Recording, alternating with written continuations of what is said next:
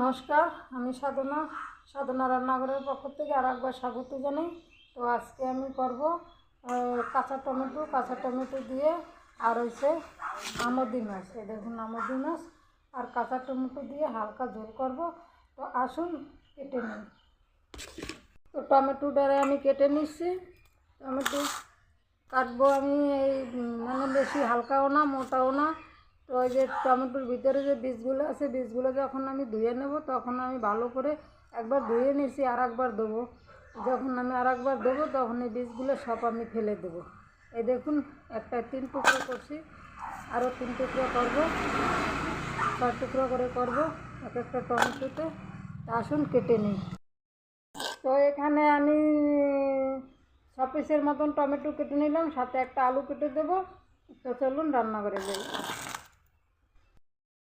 আমদি মাছটাকে আমি একটু হালকা নুন হলুদ দিয়ে মাখিয়ে নিলাম। আমদি মাছ এমনি সামুদ্রিক মাছ তো নোনা থাকে, তো আপনারা একটু নুন কম দেবেন সব সময়। আর কাটাটা আপনাদের দেখাইতে পেলাম না, আগে একটা ভিডিওতে দেওয়া আছে কাটা, সেখান থেকে দরকার হলে দেখে নেবেন।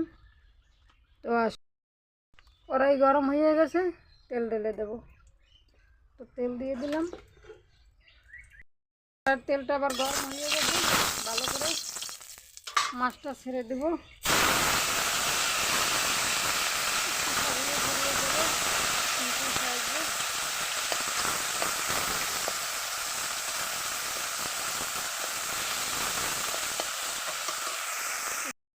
করার জন্য আমি মশলা নিয়েছি সাদা জিরা, লঙ্কা আর আদা বেটে নেব। ভাজা হয়ে গেছে, ভালো করে আমি তুলে নেব। মাছটা তুলে নিলাম, একটু তেল দিয়ে দেব।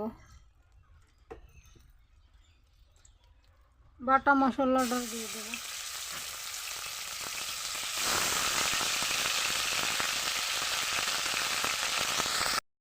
কটা দিয়ে দিলাম, দুটো সরিষা দিয়ে দিলাম, কালো সরিষা নাড়িয়ে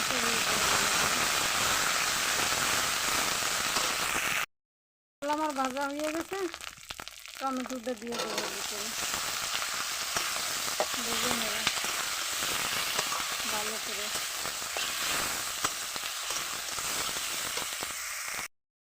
ভাজা হয়ে গেছে, নুন দিয়ে দেবো, হলুদ দিয়ে দেবো, আর একটু ভেজে নেব।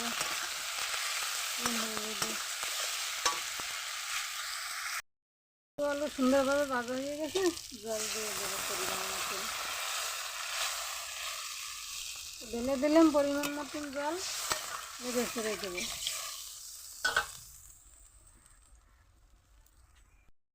দেখুন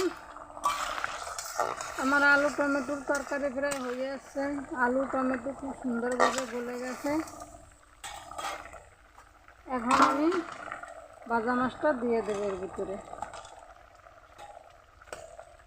ভাজা মাছটা দিয়ে দিলাম। অবশ্যই মাছটাকে আপনারা ভালো করে ভাজবেন, কারণ মাছটা একটু হালকা মাছ, তারপরে মাছ যদি ভেঙে যায় তাহলে খেতে ভালো লাগবে না, কাটা কাটা লাগবে, ঘেটে যায় না, যেন ঘেটে যাবে না, একদম মাছও আস্তে আস্তে থাকবে আর সবজিটাও আস্তে আস্তে থাকবে। আমার তরকারিটা হয়ে এসছে, এখন আমি নেড়ে চেড়ে নেব। আর নামানোর আগে একটুখানি ধনেপাতা কুচিয়ে দিয়ে দিলাম এর ভিতরে। ভিডিওটা যদি ভালো লাগে লাইক কমেন্ট শেয়ার অবশ্যই করবেন। চ্যানেলে যদি নতুন হয়ে থাকেন চ্যানেলটি সাবস্ক্রাইব করবেন, পাশে থাকবেন। এটুকুই আশা করি আপনাদের কাছে। আপনারা যদি আমার পাশে থাকেন, আপনাদের পাশে আমি থাকতে পারবো, নয়তো থাকা যাবে না। তো নামিয়ে নেব এবার। তো নামিয়ে নিলাম। আপনারা বাড়িতে করে খান কিনা জানি না, কমেন্ট করে জানাবেন। তো ততক্ষণ ভালো থাকুন, সুস্থ থাকুন, দেখা হবে আগামী দিন। Tata, bye bye.